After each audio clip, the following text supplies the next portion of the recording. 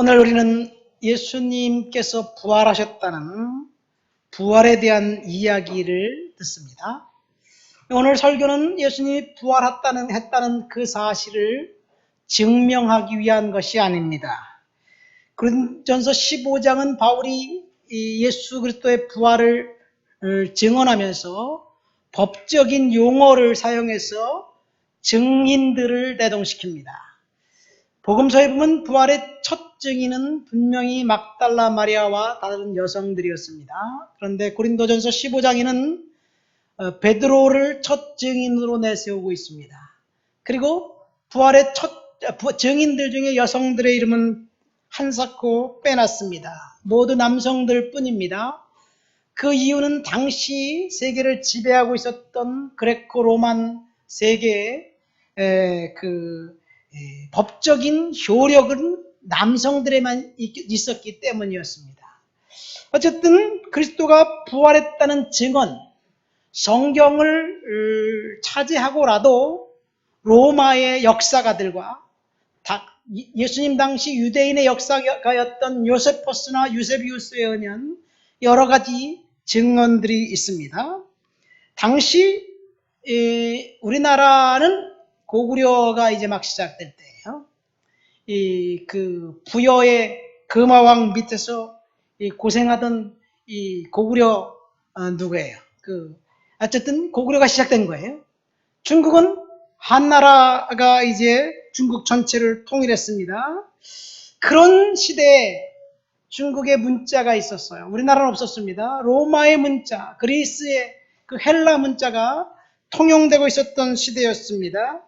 그러니까 예수가 부활했다고 증언하는 제자들의 증언뿐만 아니라 다른 세속 사람들의 역사도 예수님이 부활했다, 그 증언을 확실히 하고 있습니다.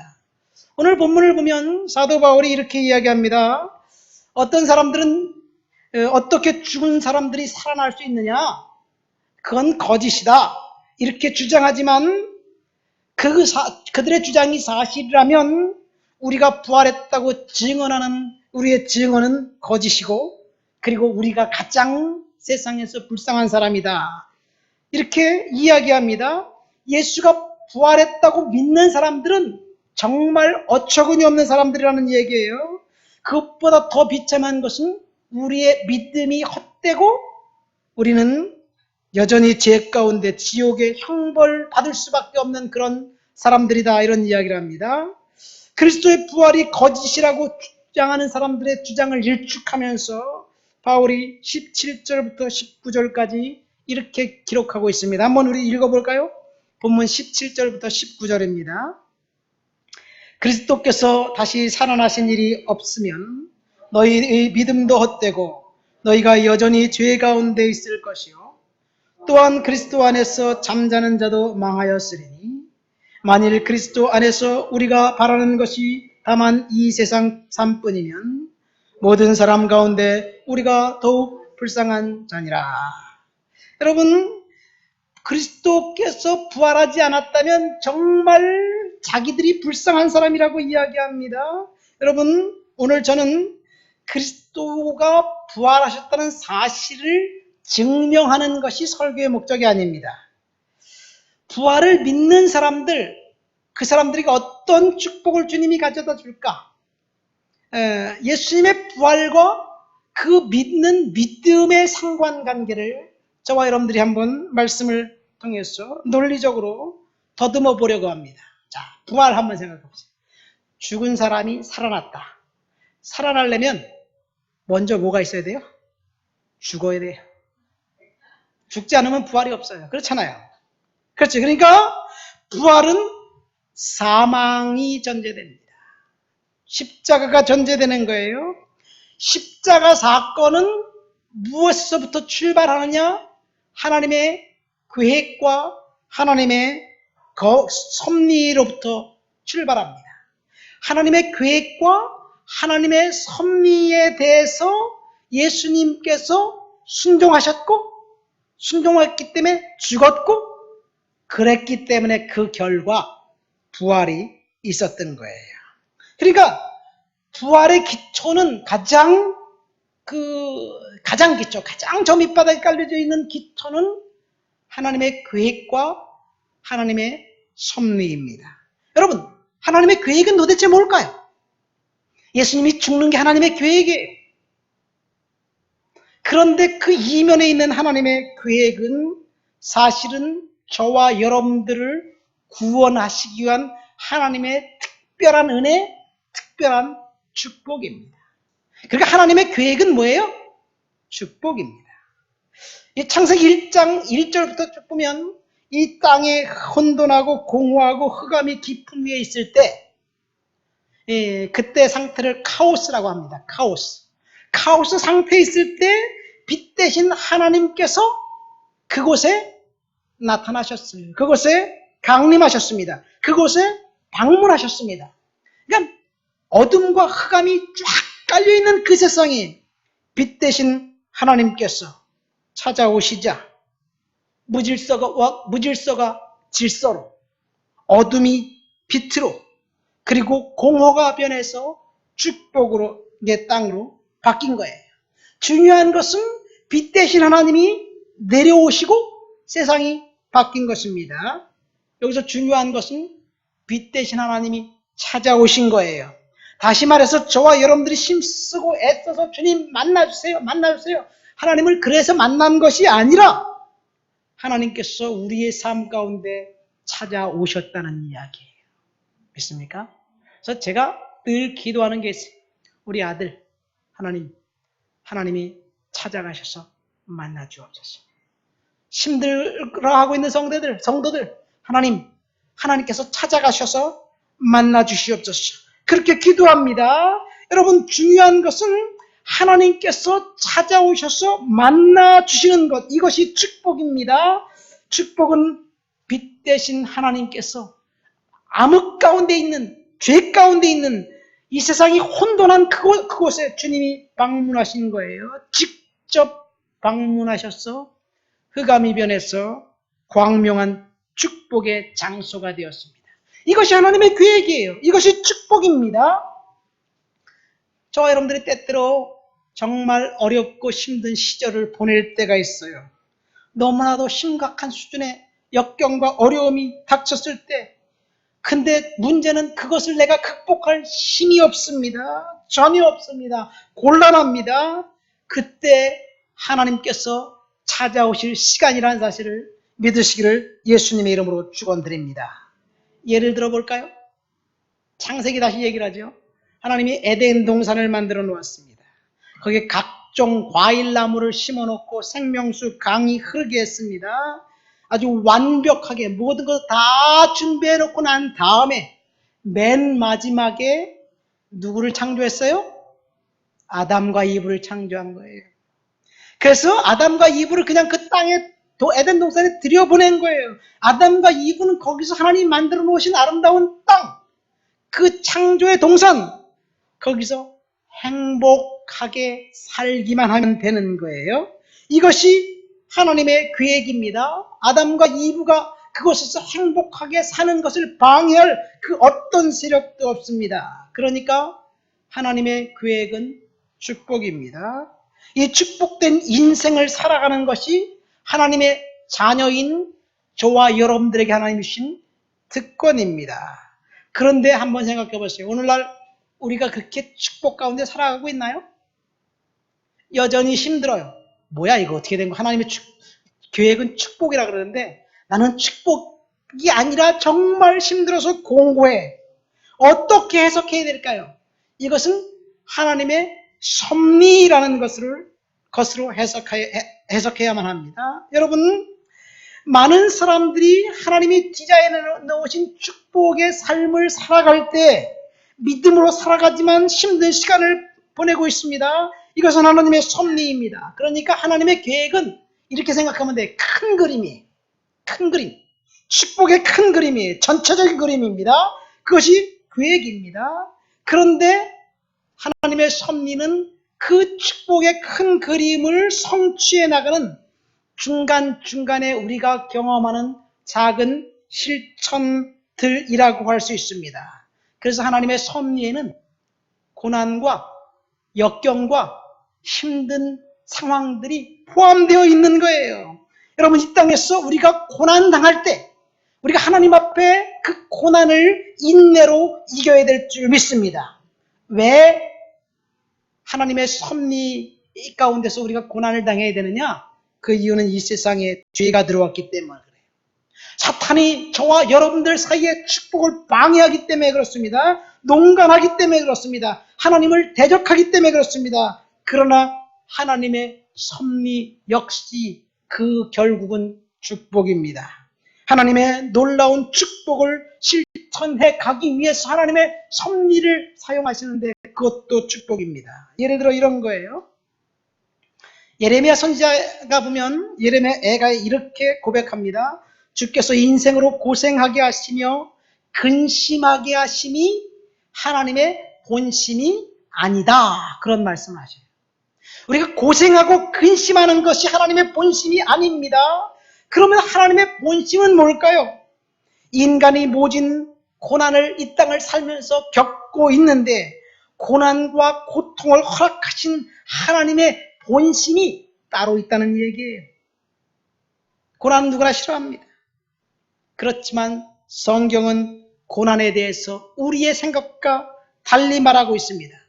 성경에 뭐라고 얘기하고 있냐면요. 인생은 고난을 위하여 난나니 라고 밝히고 있습니다. 다른 말로 하면 하나님이 우리들을 축복하시지만 문제투성이 가운데 우리가 살아가야 되는 거예요. 사실 엄마 뱃속에서 태어날 때부터 고난이 우리에게 찾아옵니다. 그래서 태어나면서 어린아이가 가장 먼저 한 것은 우는 거예요. 우는 거.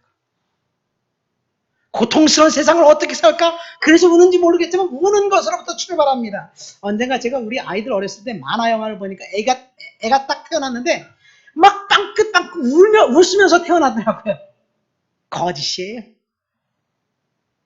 이 부처님을 믿는 사람들은 부처님께서 태어나자마자 천상천하 유아독존이라는 8마디 하시고 8걸음을 걸으셨대요.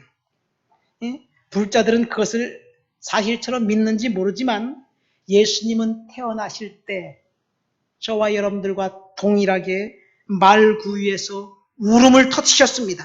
웃으면서 태어난 것이 아니에요. 뭔가 특별한 그런 인생으로 예수님이 태어나지 않으셨습니다. 고난의 짐을 짊어지시기 위해서 인간과 똑같이 태어나셨습니다.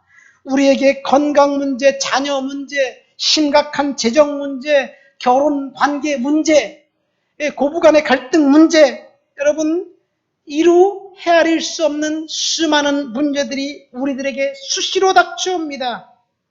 그리고 거의 날마다 우리는 실망합니다. 어떤 문제는 크지만 크고 어떤 문제는 작습니다. 하도 문제가 커서 우리가 감당할 수 없는 그런 문제들도 있습니다. 그래서 때때로 우리가 절망합니다. 이것이 인간이에요. 그러나 하나님은 그렇게 근심하면서 저와 여러분들이 포기하는 그런 삶을 살도록 하신 것이 하나님의 본심이 아닙니다.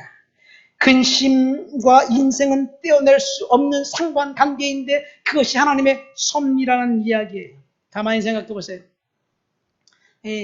건축을 한다든가 집을 짓는다든가 건물을 지으면요, 거기에 반드시 나무를 심어야 돼요. 우리 아버지가 나무를 좋아하셔서 소나무도 심어놓고 막 여러 나무를 심어놨잖아요. 근데 요즘 집 짓는 사람들마다 가장 선호하는 나무가 어떤 나무입니까? 아파트 심으면 거기다 100%, 100중 소나무를 심어놔요.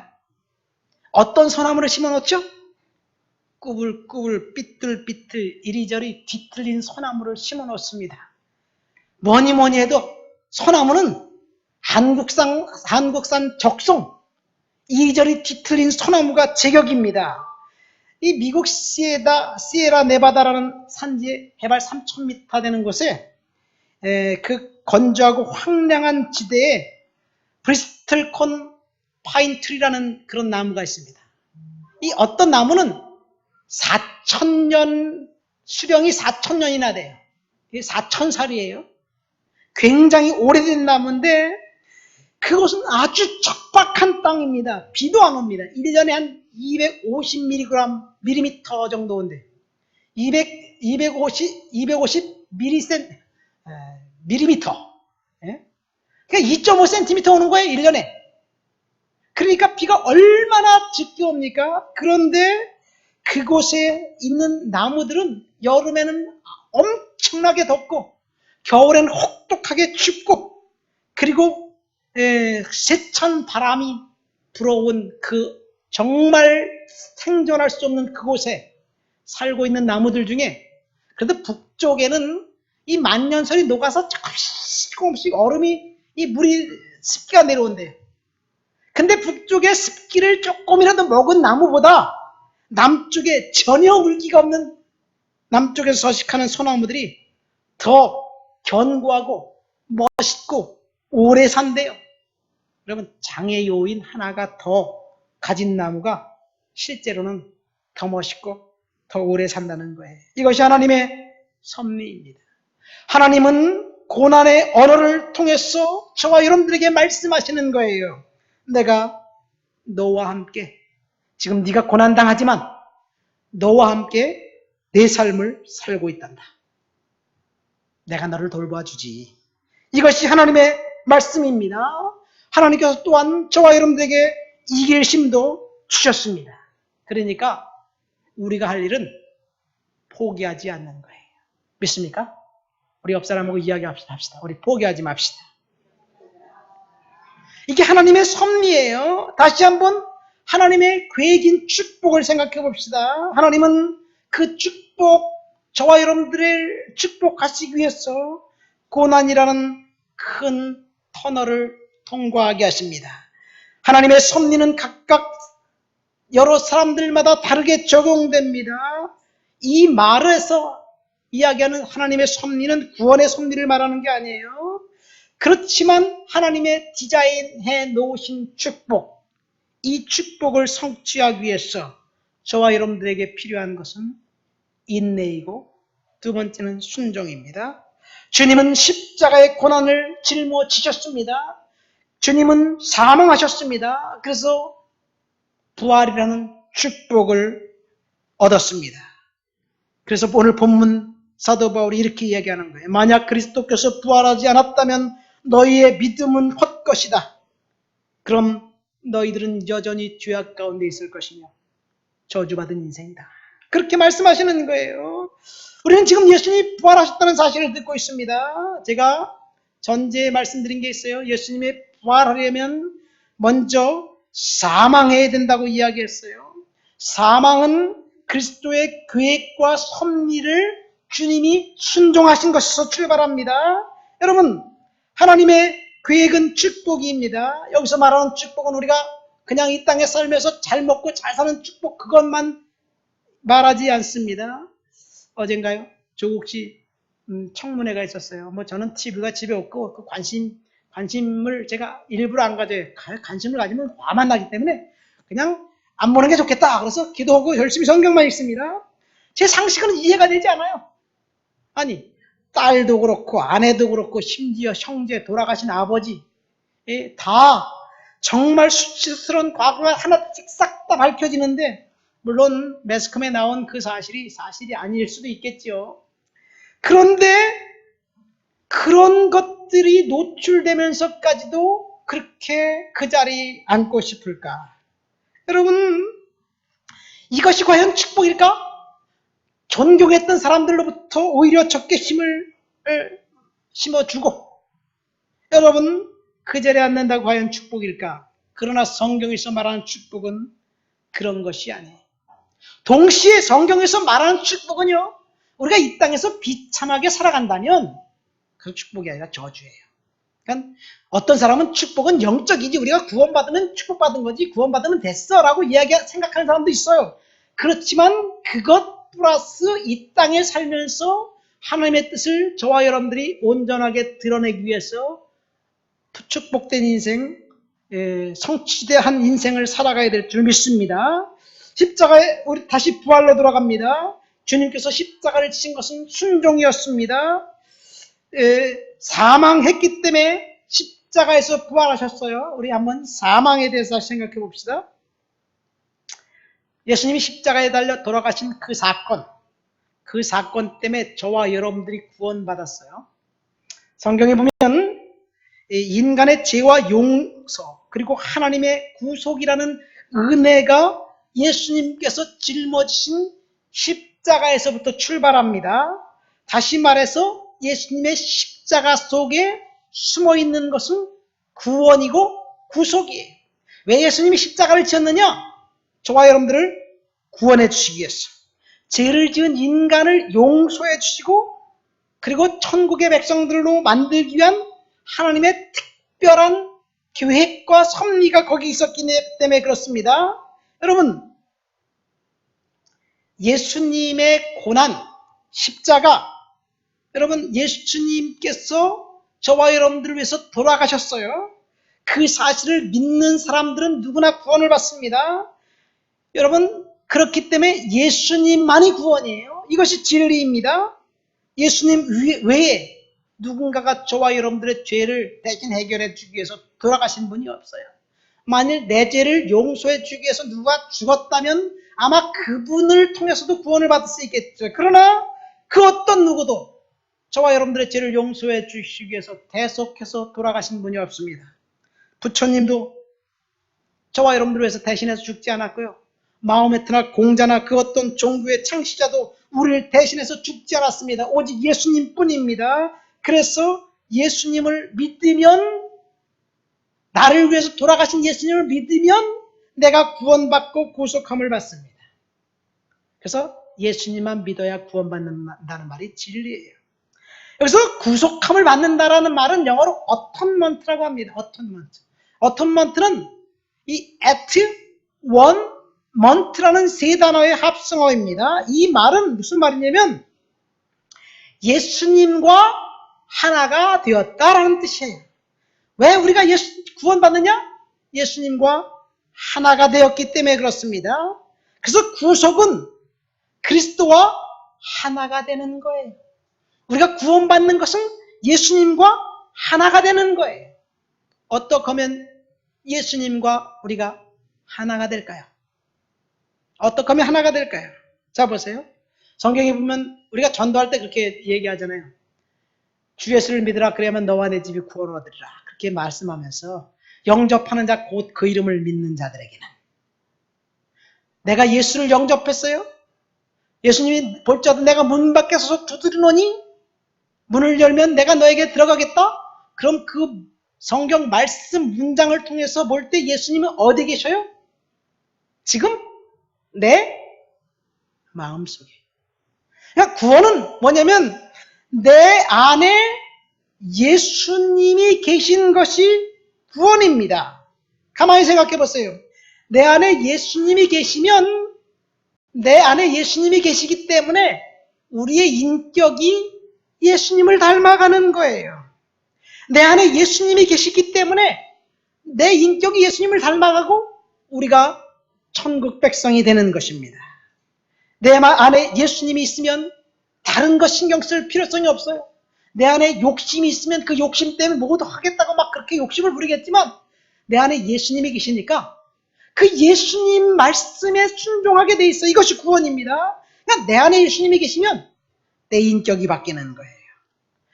내가 뭔가 스스로 절제하고 내가 뭔가 돌을 닦고 내가 뭔가 해서 내 인격이 바뀐 게 아닙니다. 중요한 것은 내 안에 예수님이 계시면 우리의 목적지가 바뀌는 거예요.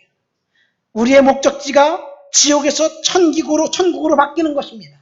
그래서 우리의 운명이 바뀌는 거예요. 내 안에 예수님이 계시면 천국이 나의 집이 되는 거예요. 이것이 구원입니다. 내 안에 그리스도가 계시면, 내 안에 그리스도가 계시면 우리가 구원받습니다. 그런데 성경은요, 내 안에 그리스도를 모시고 사는 것 플러스 조금 더 성장하고 성숙하면 우리가 그리스도 안에 들어가야 되는 거예요. 그래서 요한복음 15장 우리가 아까 교독했잖아요. 너희가 내 안에 거하고 내 말이 너희 안에 거하면, 이상한 얘기를 해요. 너희가 내 안에 거하고 내 말이 너희 안에 거하면, 우리가 예수님 안에 거하고 예수님 우리 안에 거하면 무엇이든지 원하는 대로 구하라, 그리하면 이루라, 이렇게 말씀하셨어요. 다시 말합니다. 예수님이 내 안에 거하면 우리가 구원받는 거예요. 그러면 우리가 예수님 안에 거하면 어떻게 될까요? 우리가 예수님 안에 거하면 우리는 이 세상을 하나님의 작업장으로 만들 수가 있습니다. 믿습니까? 다시 말해요. 내 안에 예수님이 계실 때 그 예수님 때문에 저와 여러분들은 두려워하고 절망할 필요성이 없어요. 내 안에 예수님이 계실 때. 근데 내가 두렵다, 절망이 된다. 그럼 생각해 보세요. 내 안에 과연 예수님이 계신가? 예수님이 안 계시기 때문에 두려운 거예요. 믿습니까? 그런데 중요한 것은 예수님께서 십자가의 죽음을 통해서 죄를 용서해 주시기 위해서 용서받았고 우리가 구원받았습니다. 여러분, 구속이라는 단어는 사실은 상업용어예요. 상업용어. 다시 말해서 무슨 말이냐? 값을 치르고 샀다라는 단어입니다. 아까 어턴먼트라는 얘기를 했잖아요. 이건 값을 치르고 산 거예요. 특별히 노예들을 한번 생각해 보세요. 노예는 아무리 자신이 뭔가 잘해도 노예 상태를 벗어날 수가 없어요. 그런데 누군가가 그 노예를 값을 주고 사서 자유를 주면, 해방을 주면 그 사람은 자유인이 될 수 있는 거예요. 우리가 죄의 노예가 되었을 때 하나님이 예수 그리스도의 보혈의 값으로 저와 여러분들을 샀습니다.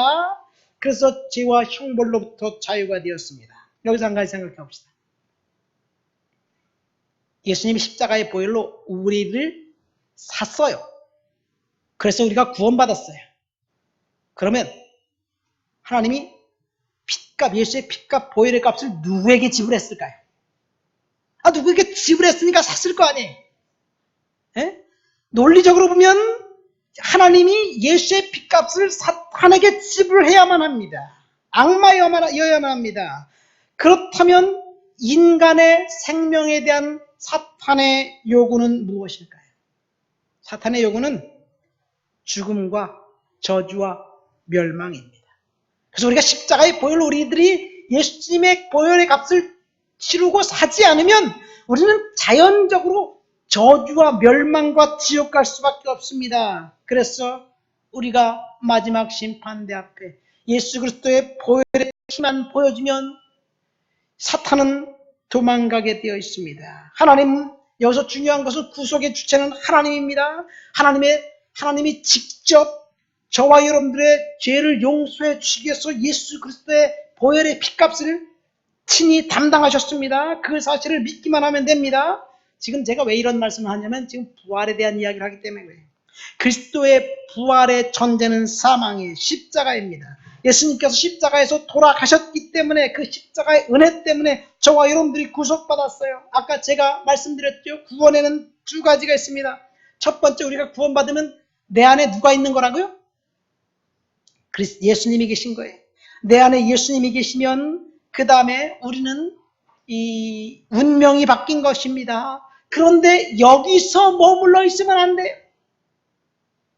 우리가 다시 내 안에 그리스도가 있는데 우리가 다시 우리들이 그리스도 안으로 들어가야 됩니다. 이거 지금 주님께서 요구하시는 거예요. 우리가 그리스도 안에 거한다는 말은 무엇이냐? 그것은 아까 이야기했던 것처럼 영원한 우리의 운명을 하나님께 맡기는 거예요. 그리고 이 세상을 하나님의 작업장으로 만드는 것입니다. 그래서 저와 여러분들을 통해서 이 세상이 하나님이 통치하시는 세상으로 만들 사명과 책임을 우리들에게 주신 거예요. 믿습니까? 이것이 하나님이 저와 여러분들에게 디자인해 놓으신 축복이고 계획입니다. 여러분, 그런데 생각해 보세요.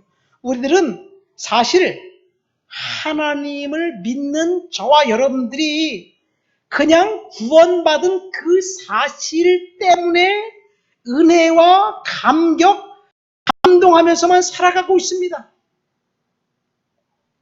그런데 그게 끝이 아니에요. 중요한 것은 우리가 그리스도 안으로 들어가야 될 줄 믿습니다. 그래서 하나님이 통치하는 세상을, 이 세상 하나님의 나라가 임하는 세상으로 만들 사명이 있습니다. 그래서 저와 여러분들을 통해서 주님께서는 이 세상을 변화시키기를 원하시는 거예요. 주변 환경을 볼까요? 내가 그리스도 안에 산다면 이 세상을 하나님의 작업장으로 만들어서 이 세상을 변화시켜야 되는데 그토록 교회들이 많고 그토록 성도들이 많은데 우리들 주변은 여전히 동일합니다. 그리스도인의 향기가 나타나지 않습니다. 여러분들이 주님 안에 계신데 왜 주님의 향기가 나타나지 않을까요? 여러분, 중요한 것은 내가 주님 안에 계시고 내가 주님 안에 있으면, 다시 생각해 보세요. 지금 내가 누구 안에 있다고요? 주님 안에 있어요. 그럼 내 주인이 누구예요? 주님이에요. 그러면 나는 없어지고 주님만 영광 받아야 됩니다. 근데 아직까지 내가 살아있어요. 자아가 살아있어요. 그러면 그것은 우리가 주님 안에 있지 않다는 증거입니다. 무늬만 크리스찬이라는 말이 됩니다. 그래서 세상을 바꿀 힘이 없는 거예요. 자꾸 자아가 나오니까 말입니다. 제가 지난 2주간 자비로운 자가 되라, 원수를 사랑하는 것이 축복과 저주의 갈림길이다, 이런 이야기를 하면서 제가 설교했던 기억이 납니다. 지난주 말고 지난 2주간 연속해서 설교했어요. 예수님께서 마지막 심판대 앞에서, 마지막 백보자 심판대 앞에서 심판하시면서 양과 염소를 갈라서 예수님이 이렇게 말씀하셨어요. 양쪽에 있는, 오른쪽에 있는 사람들에게 이렇게 말씀합니다. 내 아버지께 복받을 자들이여, 나와서 창세로부터 너희를 위하여 예비된 나라를 상속받으라. 주님 말씀하셨어요.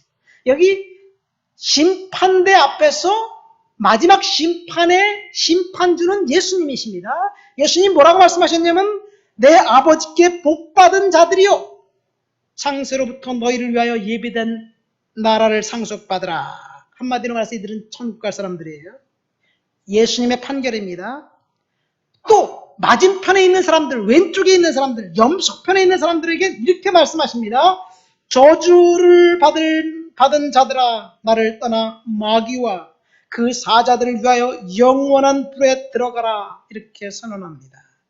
이들은 지옥 가게 될 사람들이라는 이야기예요. 마태복음 25장의 말씀입니다. 여러분, 이 말씀에 보면 천국 가고 지옥 가는 것, 그것은 예수를 잘 믿었다, 그랬기 때문에 천국 간다. 너 예수 안 믿었다, 그랬기 때문에 지옥 간다, 이게 아니에요. 우리는 이렇게 알고 있어요. 예수 천당, 불신 지옥, 이렇게 알고 있어요. 그래서 제가 2주 전에 그런 말씀드려요. 예수 천당, 불신 지옥은 전도에 좋은 슬로건이 못 된다고 얘기했어요. 오히려 오늘날은 예수 천당, 불신 지옥 얘기고 예수만 믿어야 구원받는다 그러면 사람들이 저항해요. 너 고말 때문에 예수 안 믿겠다, 이렇게 이야기합니다. 그때 예수님이 천국 가는 사람들에게 뭐라고 얘기했냐면, 마태복음 25장 35절 36절에 이렇게 말씀하십니다. 내가 줄일 때 너희가 먹을 것을 주었고, 목마를 때 마시게 하였고, 나그네 되었을 때 영접하였고, 헐벗었을 때 옷을 입혔고, 병들었을 때 돌아보았고, 옥에 갇혔을 때 나를 와서 보았느니라. 이런 행동을 했기 때문에 천국 가고 지옥 가될 사람들은 정확하게 반대입니다. 그런 행동을 안 했기 때문에 지옥 간다는 거예요. 여기서 예수 잘 믿었다, 순종했다, 헌금 많이 했다, 이런 얘기 안 했습니다. 우리가 지금까지 알고 있었던 구원의 내용과 전혀 다릅니다. 우리는 믿음으로 구원받는다라고 너무나도 강조를 많이 했어요. 그래서 믿음 이후에 어떤 삶을 살아야 될지에 대해서는 간과한 측면이 있습니다.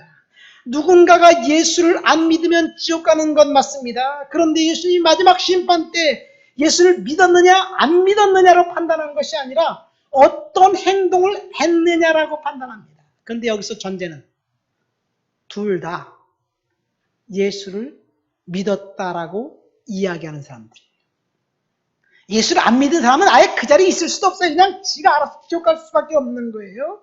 그러니까 행동이 다르게 한 그 행동 때문에 천국 가고 지옥 갑니다. 천국과 지옥의 판단 기준은 예수님께서 믿음을 갖고 어떤 행동을 했느냐로 이야기하는 거예요. 오늘 우리는 부활과 그 사건을 통해서 하나님의 축복을 이야기하고 있습니다. 다시 말씀드립니다. 예수님의 부활의 죽음이에요.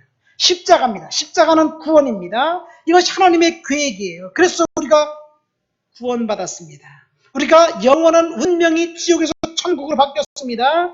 그런데 이제는 우리들이 예수님을 내 안에 모시고 사는 우리들이 예수님 안에 들어가서 자신만을 위해 살지 않고 원수를 사랑하며 믿음으로 살아가야 되는 거예요. 2주 전에 제가 원수를 사랑하라는 말씀을 하시면서 서로 예수를 믿었다고 고백한 그 사람들, 원수 사랑하지 않는 사람들은 예수님이 볼 때 너 믿음 진짜 아니야, 가짜야, 그렇게 판단하신다고 이야기했어요. 여러분, 그러니까 우리의 믿음이 가짜인데 진짜로 착각하고 있는지도 모르겠어요. 다시 부활 사건으로 들어갑니다.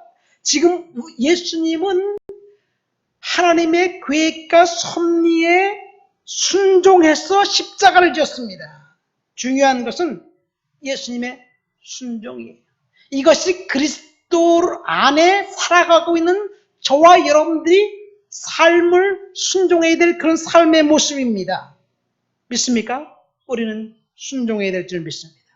예수님은 순종하기 쉬웠을까요? 십자가를 지시기 바로 직전 예수님이 너무나 그 십자가를 생각하면서 고통스러워서 이렇게 기도합니다. 내 아버지여, 만일 할 만하시거든 이 잔을 내게서 지나가게 하옵소서. 그러나 나의 원대로 마옵시고 아버지의 뜻대로 하옵소서. 무슨 말입니까? 예수님 역시 하나님의 계획과 섭리에 십자가를 지는 그 순종하기가 힘들었다는 이야기예요. 그렇지만 예수님은 순종하셨습니다. 그리고 십자가를 지었습니다. 그래서 부활의 영광에 들어갔습니다. 하나님의 놀라우신 계획, 원대한 사랑, 그리고 죄 많은 인간을 구원하시기 위한 하나님의 섭리, 여기에 만세전부터 예정해 놓으신 하나님의 뜻과 섭리와 계획에 순종했습니다. 주님께서 저와 여러분들에게 요구하시는 것은 순종입니다. 믿습니까?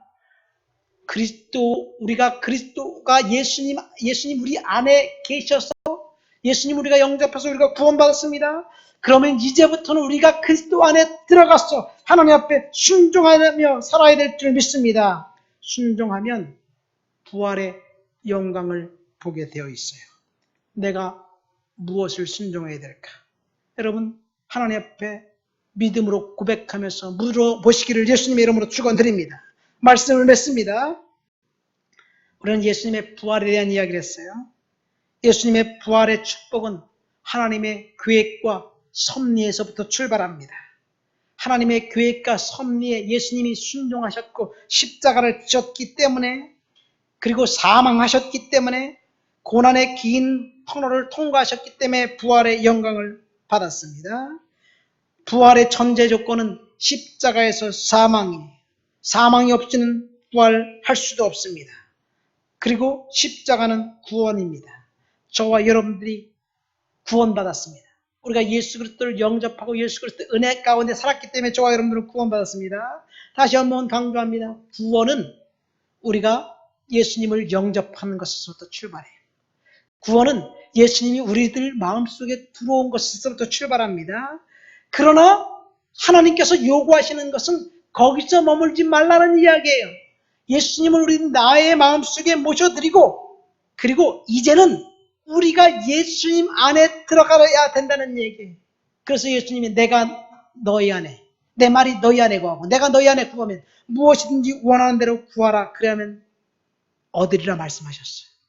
예수님을 나의 삶의 주인으로, 내가 예수님 안에 들어간다면 내 인생은 내 것이 아니라 예수님의 것이 되는 거예요. 여러분, 어떤 사람은 우리가 말만 예수님 믿고 구원받으세요, 예수 천당 불신 지옥, 이렇게 말만 합니다. 말만 하는 것, 오늘날은 아까도 얘기했지만 좋은 전도의 슬로건이 되지 못합니다. 우리가 말만 전도하는 사람, 말쟁이야, 그런 사람 말 듣고 싶어요? 오늘날은요, 오히려 저항합니다. 그래서 우리는 예수 안 믿으면 지옥 간다고 선언하는 것이 아니라 우리들이 원수를 사랑하면서 저와 여러분들의 삶의 모습으로 보여줘야지만 됩니다. 이것이 전도예요. 그래서 원수를 사랑하라는 예수님의 명령은, 그것이 윤리적인 명령이 아니라 지상명령 성취를 위한 주님의 사명이에요. 너희는 가서 모든 족속으로 제자를 삼아 아버지와 아들과 성령의 이름으로 세례를 주라는 그 지상명령을 성취하기 위해서 우리가 입으로만 예수 믿으라고 전하는 것이 아니라 그들을 직접 사랑하고 필요를 도와주고 섬겨야 될 줄 믿습니다. 이것이 우리가 그리스도 안에 사는 삶이에요. 그럴 때 저와 여러분들이 부활의 영광, 축복된 삶을 살아가게 될 줄 믿습니다. 우리 순종하며 살아갑시다. 따라하세요. 나는 그리스도 안에 있다.